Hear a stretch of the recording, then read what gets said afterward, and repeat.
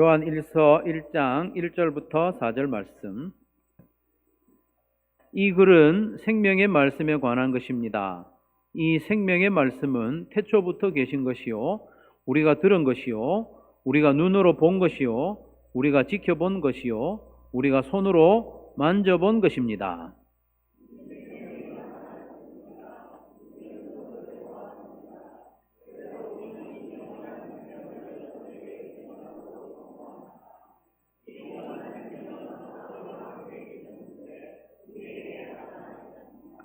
우리가 보고 들은 바를 여러분에게도 선포합니다. 우리는 여러분도 우리와 서로 사귐을 가지기를 바라는 것입니다. 우리의 사귐은 아버지와 또 그의 아들 예수 그리스도와 함께하는 사귐입니다.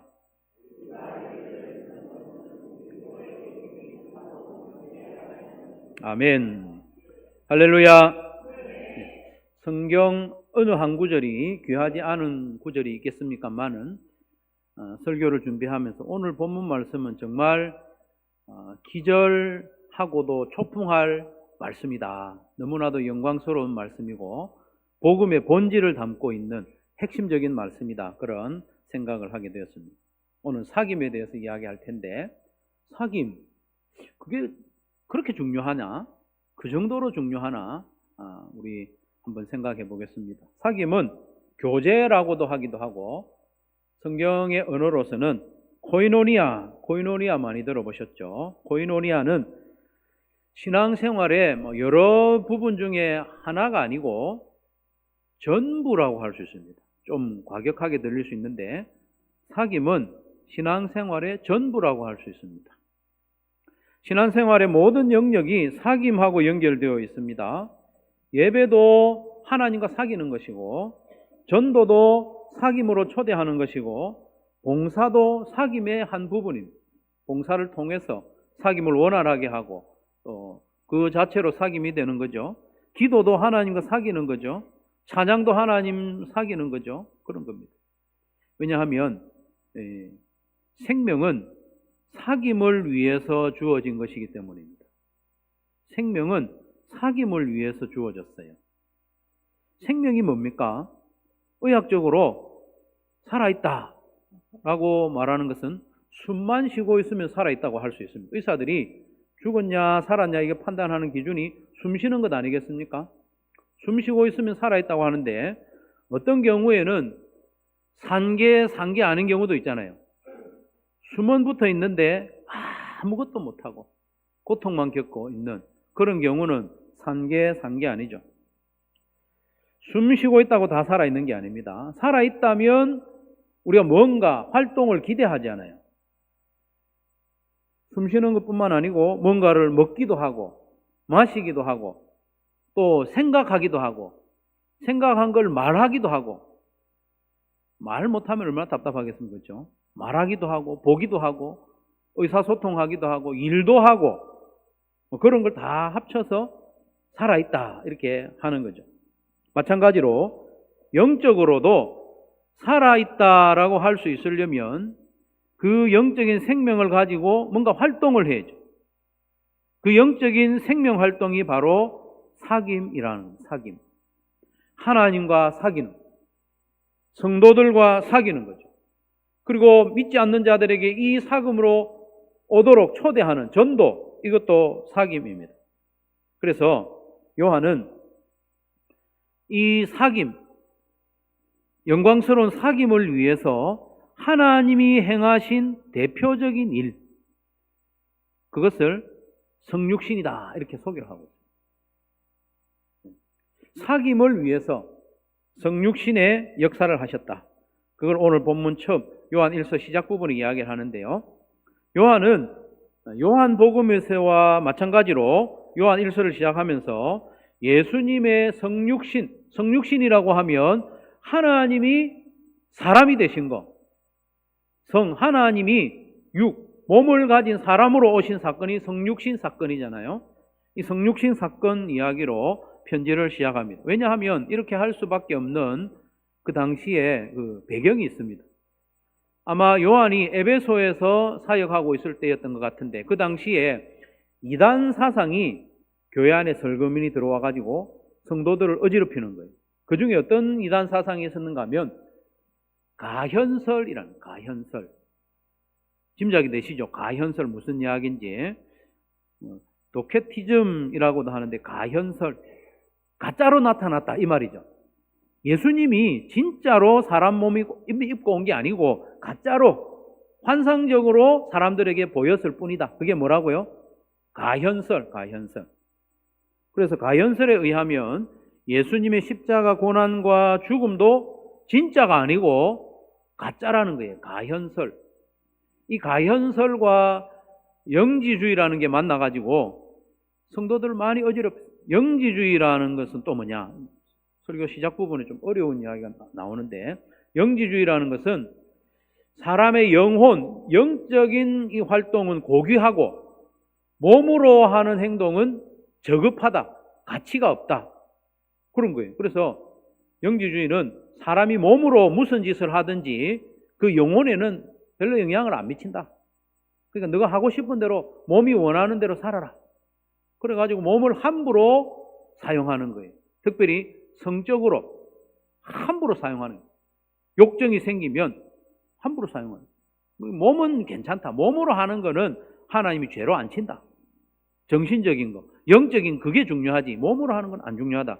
이런 게 영지주의. 이거하고 가연설하고 만나가지고 초대 교회를 상당히 어지럽혔어요. 그래서 요한은 이런 이단 사상으로부터 성도들을 보호하기 위해서 편지를 성육신 이야기에서부터 시작을 합니다. 이 강조가 1절부터 3절까지 계속되는데요. 한번 보십시오. 방금 우리가 봤지만 이 글은 생명의 말씀에 관한 것입니다. 이 생명의 말씀은 태초부터 계신 것이요, 우리가 들은 것이요, 우리가 들었다. 우리가 눈으로 본 것이요, 우리가 지켜본 것이요, 우리가 손으로 만져본 것입니다. 이 생명이 나타났습니다. 우리는 그것을 보았습니다. 그래서 우리는 이 영원한 생명을 여러분에게 증언하고 선포합니다. 이 영원한 생명은 아버지와 함께 계셨는데 우리에게 나타나셨습니다. 우리가 보고 들은 바를 여러분에게도 선포합니다. 우리는 여러분도 우리와 서로 사귐을 가지기를 바라는 것입니다. 우리의 사귐은 아버지와 또 그의 아들 예수 그리스도와 함께하는 사귐입니다. 라고 했습니다. 요한이 의도적으로 뭘 강조하고 있죠? 가현적으로, 환상적으로 나타난 게 아니고 직접 들었다는 거예요. 직접 봤다는 거예요. 심지어 손으로 직접 만져봤다는 것을 강조하면서 예수님은 틀림없이 사람의 몸을 입고 오셨다. 그것을 강조합니다. 그러면서 이 생명의 말씀은 여러분 짐작하는 대로 누구를 가리킵니까? 생명의 말씀, 예수님이죠. 요한복음 1장 1절에도 보면 태초에 말씀이 계시니라. 이 말씀은 하나님과 함께 계셨고 이 말씀은 곧 하나님이시라고요. 바로 예수님을 말씀, 생명의 말씀이라고 하고 있죠. 그 예수님은 환상적으로, 가현적으로가 아니고 진짜 사람의 몸을 입고 태어나셔서 제자들과 함께 사셨어요. 우리 함께 살았다는 거예요. 그래서 이 생명의 말씀이신 예수님의 말씀을 우리가 직접 들었다, 눈으로 봤다요. 대충 본 게 아니고 본 것을 강조하죠. 본 것을 두 번 이야기하는데 우리가 눈으로 본 것이요, 우리가 지켜본 것이요, 이렇게 지켜봤다는 말은 집중해서 주의해서 봤다는 그런 의미죠. 손으로 만져보기까지 했다.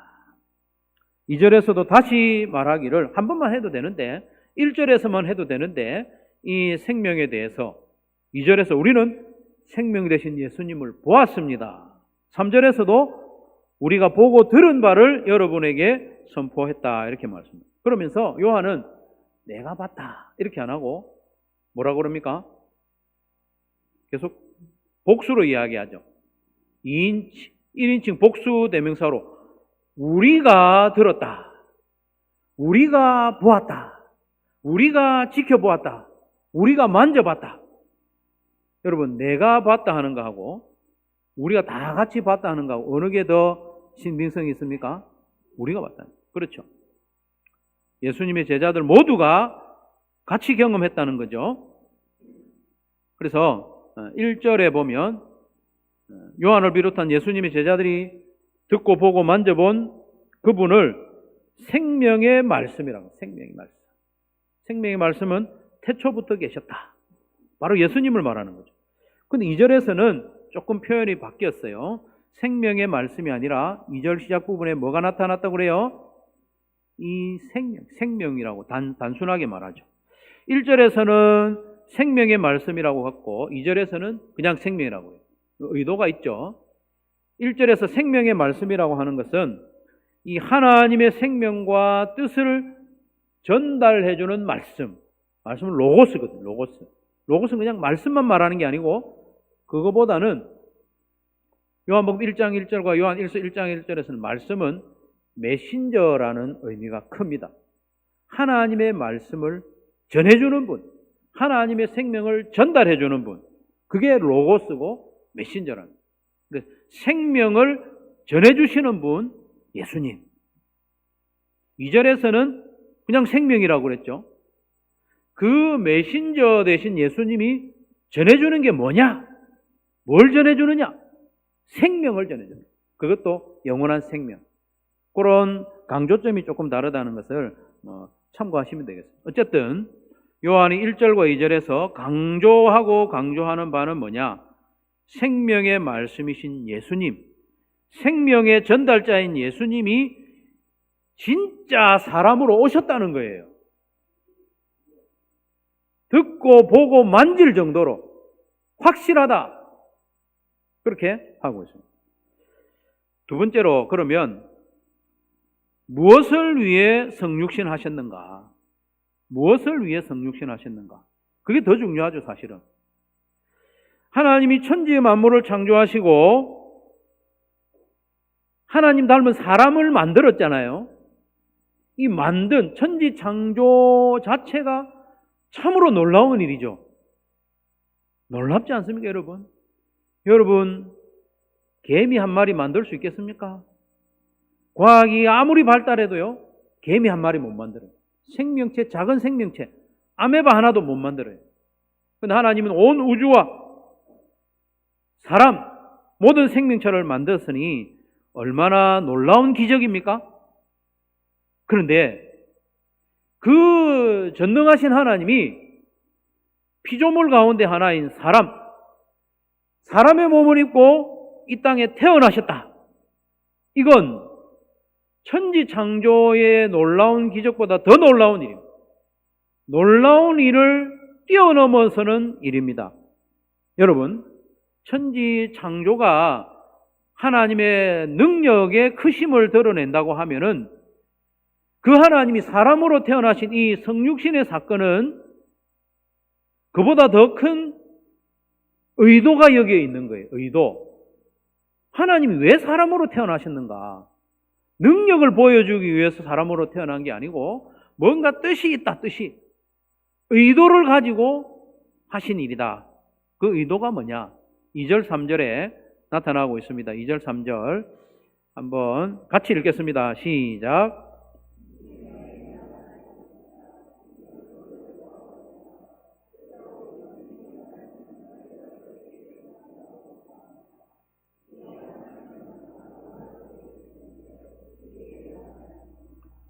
우리가 보고 들은 바를 여러분에게도 선포합니다.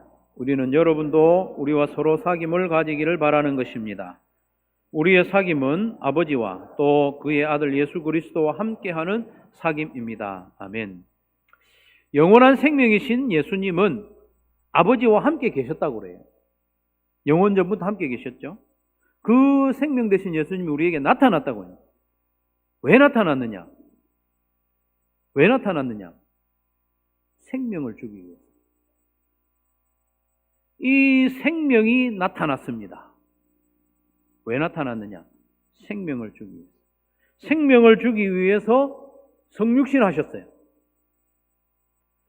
하나님이 사람들에게 생명을 주기 위해서 사람이 되셨다. 이렇게 말씀을 하는데 한번 생각해 보십시오. 하나님이 처음 만드신 사람은 누구예요? 아담. 아담에게 하나님이 생명을 주실 때는 어떻게 하셨어요? 우리가 아는 대로 그 코에 생기를 불어넣음으로써 살아있는 존재가 되게 하셨죠. 생명이 되게 하셨죠. 그런데 오늘 본문에서는 그런 방법으로 생명을 주지 못한다는 걸 짐작하겠죠.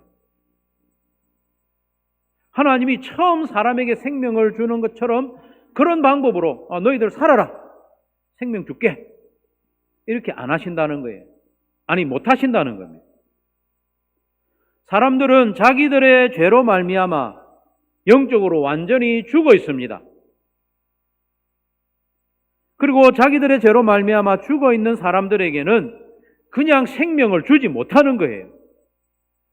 죄가 하나님과 우리 사이를 갈라놓았기 때문에. 그래서 먼저 그들의 죽음의 원인인 죄를 해결해야 됩니다. 죄를 해결하지 않고는 죄로 말미암아 죽어 있는 자들을 살려줄 수 없는 거예요. 그래서 천지를 창조하실 때처럼 하나님이 능력으로 너 살아라 이렇게 하지 않고 하나님이 사람의 몸을 입고 이 땅에 오셨다는 거예요.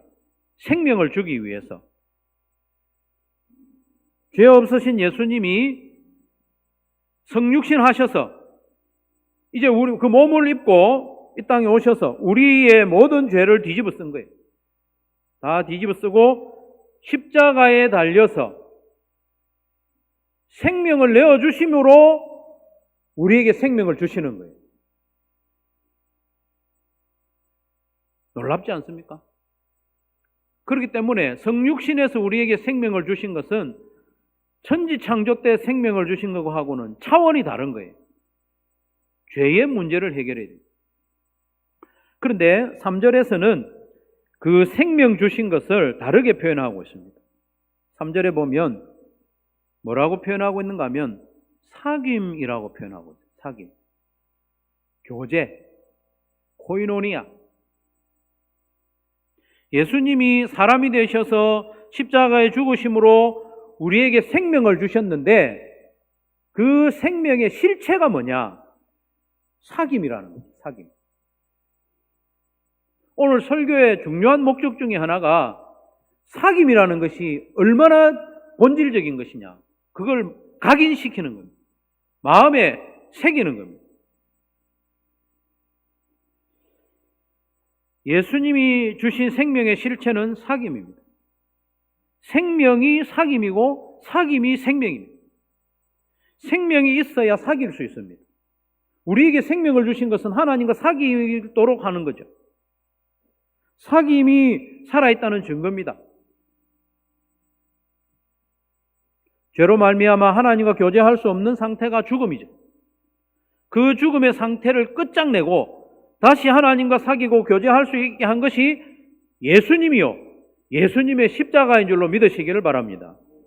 그 사귐, 교제, 코이노니아의 원형이 뭐냐?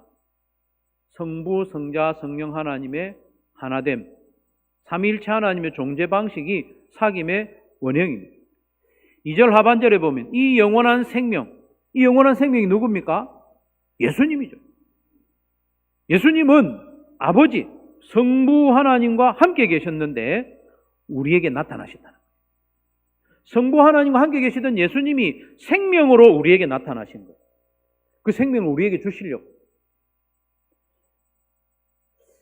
예수님과 성부 하나님이 함께 계셨다고 했는데 여기서 함께 계셨다고 하는 것이 지난주일에 우리가 살펴보았던 시편 133편 말씀과 같은 의미예요. 보라, 형제가 연합하여 뭐 한다고요? 동거함이, 같이 있는 거예요. 같이 사는 거예요. 형제가 연합하여 동거함이 어찌 그리 선하고 아름다운 거. 그렇게 노래할 수 있는 이유가 뭐냐 하면 형제가 연합하여 동거하는 그 함께하는 모습이 마치 태초부터 성부 하나님과 성자 예수님이 함께 계시는 것을 닮았기 때문에 노래하고 칭찬하고 그것을 선하다고 하는 거예요. 형제가 연합하여 동거하며 교제하는 것이 그렇게 칭송받을 만한 일인가? 맞습니다. 왜 그렇게 칭송받을 만한 일인가? 삼위 하나님이 일체로 계시는 존재 방식을 닮았기 때문에 그게 교제입니다. 그게 사귐입니다. 그 동거하는 교제 안에 하나님이 복을 명하셨잖아요. 시편 133편 3절에 보면 거기는 문자적으로는 예루살렘 시온이고 형제가 연합하여 동거하는 그 공동체에 하나님께서 복을 명하셨나니 곧 뭘 명하셨어요? 영생을 복으로 주시는. 오늘 본문 2절에도 보면요. 예수님을 가리켜서 생명이라고 하고 영원한 생명이라고 해요. 이 사귐 안에 영원한 생명에 복을 주셨다는 거예요.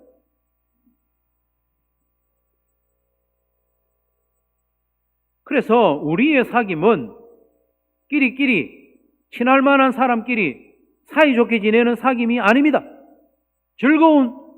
즐겁기만 한 사귐이 아니라는 거예요. 우리의 사귐은 사람끼리의 사귐이 아니고 삼위 하나님의 하나되심에 참여하는 사귐이라는 겁니다. 여러분 놀랍지 않습니까? 영광스럽지 않습니까? 우리 분에 넘치는 초대입니다. 우리 같은 죄인이 어떻게 삼위일체 하나님의 사귐에 참여할 수 있습니까? 저를 비롯해서 여러분 중에 한 사람이라도 그런 자격이 있는 사람 있습니까, 여러분? 이보다 영광스러운 생명이 어디 있습니까? 1장 3절 하반절에 보면 우리의 사귐은 우리끼리 사귐이 아니라는 거예요. 아버지와 또 그의 아들 예수 그리스도와 함께하는 사귐입니다. 그래서 요한 1절부터 4절까지 말씀이 너무나도 영광스러운 거죠. 이 내용의 말씀을 우리가 세세하게 꼼꼼하게 다 이해하지는 못해도 우리에게 주신 이 생명이 뭐냐? 삼위일체 하나님의 그 하나됨에 우리를 초대한 것. 사귐에 초대한 것. 이 사귐은 하나되기까지 하는 사귐이죠. 하나되기까지 하는 사귐. 이 사귐은 내 옆자리를 내주는 사귐입니다. 여러분이 식구끼리 둘러앉아서 밥을 먹고 있어요. 밥을 먹고 있는데 누가 집에 찾아왔어요. 그러면 뭐라고 이야기해요? 밥 다 먹을 때까지 밖에서 기다리라 합니까? 우리는 그래 하면 안 되죠. 같이 먹자. 같이 먹으려면 자리를 내줘야 돼요. 밥도 나눠야 돼요. 그게 코이노니아 사귐입니다. 하나님이 그 삼위일체 하나님의 교제에 우리를 초대하기 위해서 자리를 만든 거예요. 자리를 만든 건 죽음이에요. 죽음. 내주는 거죠. 찢어져야 그 사이에 들어가죠. 접붙이는 것과 같죠. 예수님이 자기의 옆자리를 내주시면서까지 우리를 거기에 앉히기 위해 십자가를 지셨어요. 생명을 내주셔서 우리를 살리셨어요. 그게 십자가죠. 사랑하는 성도 여러분, 우리는 예수님의 성육신과 십자가의 죽음으로 말미암아 생명을 얻었습니다. 그렇게 함으로 우리가 하나님과 사귈 수 있게 된 거예요. 우리가 어떻게 감히 하나님과 사깁니까? 예수님의 죽음을 통해서 사귈 수 있게 된 거죠. 성도들끼리도 사귈 수 있게 되었습니다. 생명은 사귐이라고 했습니다. 생명은 사귐을 위한 것입니다. 살아있다는 증거가 뭡니까? 사귄다는 거예요. 교제한다는 거예요. 사귐이 없으면 죽었거나 식물인간입니다. 나 살아있다. 내 구원받았다. 나 예수님 믿는다. 그렇게 하고 사귀지 않는 사람은 그냥 숨만 쉬고 누워있는 거하고 똑같아요. 산 겁니까 그게? 죽었다고는 말 못하지만 생명활동을 하지 않는 거죠. 그래서 사귐은 신앙생활의 선택적인 한 부분이 아니라 전부입니다. 이제 우리는 이 사귐에 대한 개념을 다시 정리하고 사귐? 그거 내 좀 여유 있을 때 하면 되지. 아닙니다, 여러분. 이 사귐에 대한 가치, 우선순위 다시 매겨야 됩니다. 성도의 교제, 사귐은, 코이노니아는 내 생명 자체입니다, 여러분. 내가 사귈 때 이 생명이 살아있는 거죠. 그러니 우리는 사귐에 더욱 힘써야 합니다. 하나님이신 예수님이 사람으로 태어나셔서 십자가에 죽으시기까지 하면서 우리에게 생명을 주셨고 사귐을 회복시켜 주셨죠. 그러면 우리가 할 일은 자명합니다. 우리가 사귈 수 있도록 생명을 주셨는데 안 사귀고 있으면 되겠습니까? 열심히 사귀어야 됩니다. 최선을 다해서 사귀어야 됩니다. 사귀는 것이 사는 겁니다. 행함이 없는 믿음이 죽은 것인 것처럼 사귐이 없는 생명도 죽은 것과 마찬가지입니다. 사귐이 없는 성도는 죽은 성도이거나 심각한 질병으로 그냥 숨만 붙어있는 상태다. 사귐을 회복시켜 주기 위해서 십자가를 지신 예수님이 우리가 믿어진다면 사귀어야 돼요. 열심히 사귀어야 돼요. 예수님이 목숨을 내어주면서까지 사귀도록 하셨는데 안 사귀면 어떻게 되는 겁니까? 예수님의 십자가를 무시하는 겁니다. 예수님의 십자가 죽음의 은혜를 죽이는 것입니다. 예수님을 다시 죽이는 거예요. 우리는 그래서 우선 하나님과 열심히 사귀어야 됩니다. 열심히 사귀어야 됩니다. 우리는 하나님과 사귈 때도요, 코이노니아 할 때도 나의 것을 내어드리면서 사귀어야 됩니다.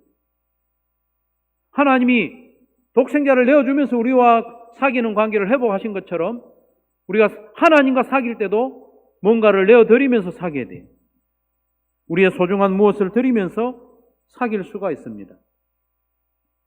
나의 소중한 무엇을 내어주지 않는 한도 내에서만 하나님과 사귀려고 하는 것은 얌체입니다.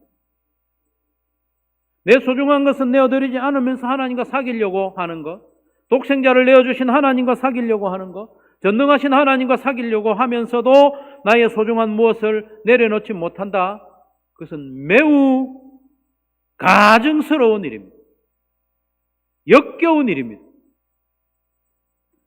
하나님과 사귀기 위해서는 반드시 나의 시간을 내어야 돼요. 나의 건강을 내어야 됩니다. 나의 물질을 손해보면서 하나님과 사귈 수 있습니다. 예배에 나오기 위해서 그렇게 하지 않습니까? 하나님과 사귀기 위해서 예배와 기도와 말씀 묵상, 삼공부도 하고 순종도 하면서 하나님과 사귈 때에는 무엇인가 내놔야 돼요. 내 자존심을 내어놓든지. 그게 사귐입니다. 사귐이라는 우리나라의 사귐은 이 단어는요, 내어놓는다는 것을 전제로 하지 않을 수 있습니다. 뜻이. 그러나 헬라어에서 코이노니아, 연합, 이것은요, 내어놓으면서 사귀는 걸 말합니다. 어느 성도가 일전에 기도 요청을 했는데 주일 성수를 잘 하고 싶대요. 주일 성수를 잘 하면 자기 하는 일에 적자가 된대. 하는 일이 적자가 돼. 열심히 일했는데 적자래.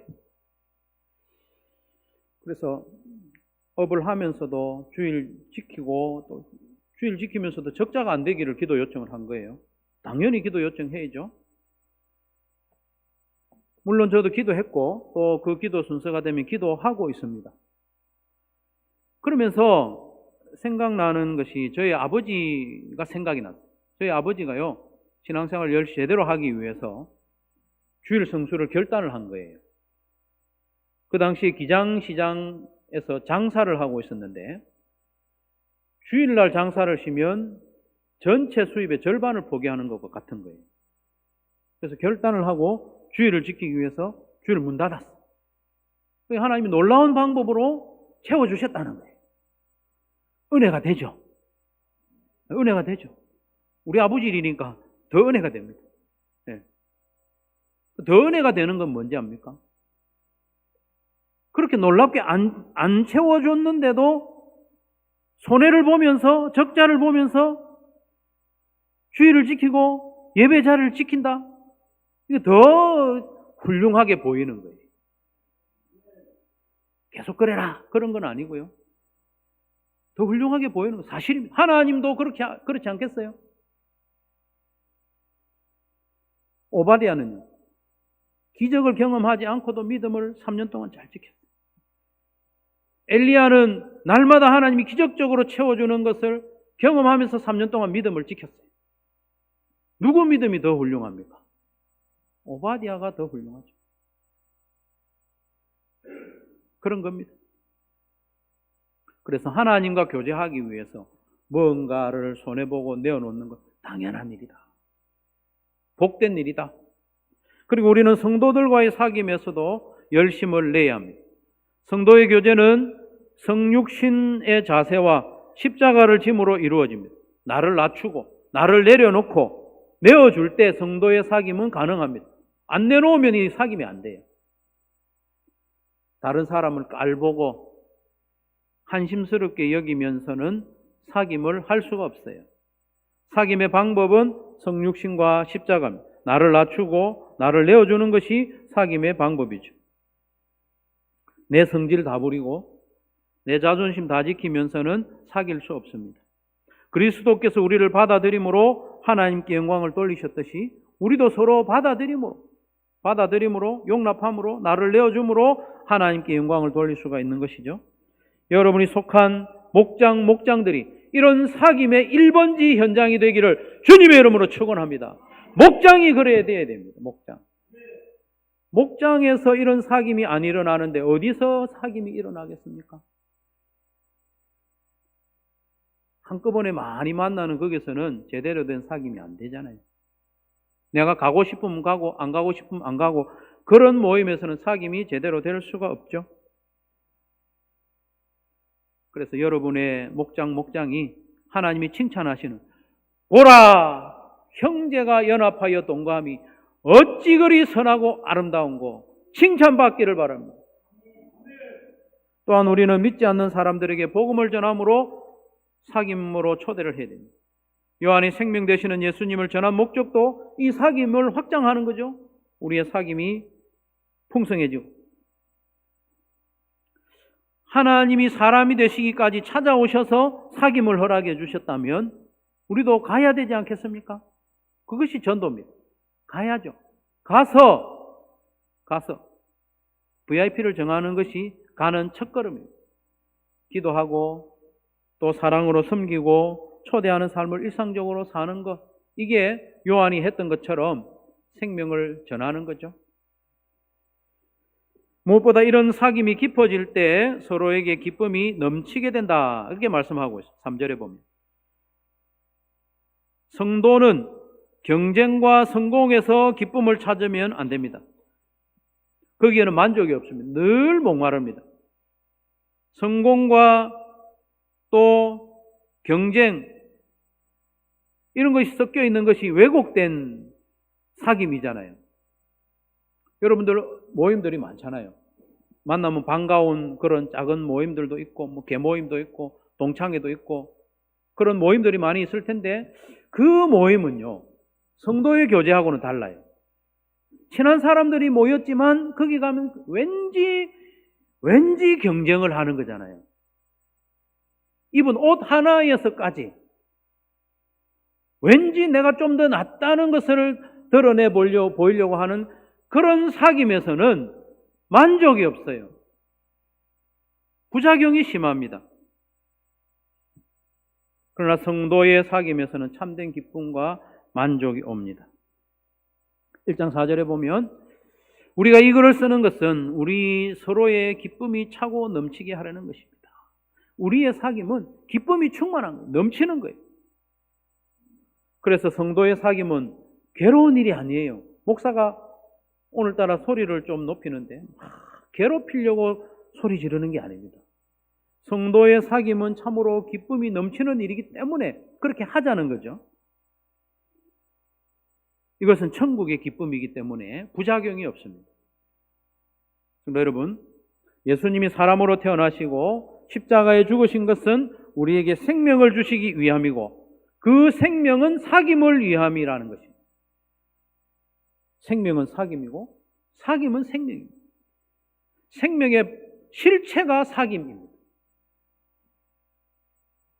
그래서 하나님과 사귀고 성도들과 사귀는 것이 생명이고 생명 활동인 줄 마음에 새기고 사귐에 더욱 힘쓰는 저와 여러분 되시기를 바랍니다.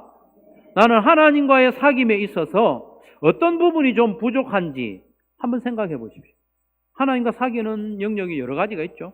예배도 있고 말씀 묵상도 있고 기도도 있고 봉사도 있고 하여튼 여러 가지가 있는데 나는 어떤 부분에 좀 부족한지, 하나님과의 사귐을 더 깊이 하기 위해서 내가 내놔야 될 게 뭐가 있니? 내가 꽉 거머쥐고 이 거머쥔 이것 때문에 하나님과의 사귐에서 진척이 없는 그 원인은 뭔지 한번 살펴보시고, 그게 있어요. 지체들과의 사귐에 있어서 내가 좀 부족한 부분이 뭔지 한번 살펴보시고, 성도들과의 사귐에서 내가 진전이 없고 깊어지지 않는 원인이 뭔지, 내가 뭘 붙잡고 있는지, 내가 내어놓지 않는 것이 뭔지 한번 살펴보고 과감하게 그냥 던져버려요. 내려놔요. 십자가를 지듯이. 그럴 때에 성도의 교제는 깊어지고 기쁨으로 변화될 줄로 믿습니다. 그래서 이 땅에 사는 동안에도 하나님이 우리에게 정말 주고 싶어하는 생명, 이 생명으로 누리는 기쁨, 그건 사귐에서 오거든요. 하나님과의 사귐과 성도들과의 사귐이 깊어짐으로 하늘 기쁨을 충만히 누리는 우리의 삶이 되기를 주님의 이름으로 축원합니다.